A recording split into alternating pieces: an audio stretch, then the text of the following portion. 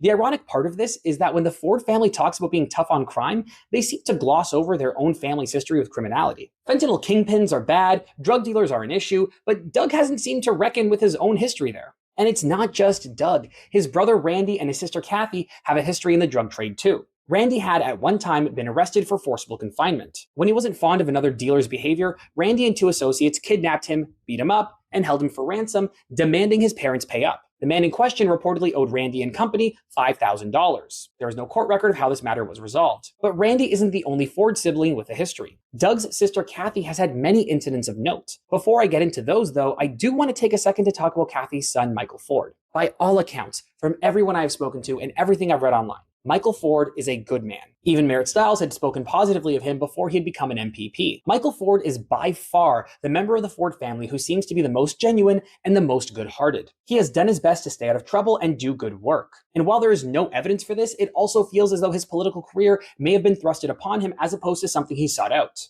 Starting as a school trustee before filling in Rob Ford's city council seat and then later becoming an MPP, Michael actually stepped down in September of 2024. Earlier this year, he also decided that he would not seek re-election. He states that it's for his health, and I believe him. So when I talk about Michael's mother and father, I want to make it extremely clear that as we continue to understand the Ford family, that Michael should not be painted with the same brush.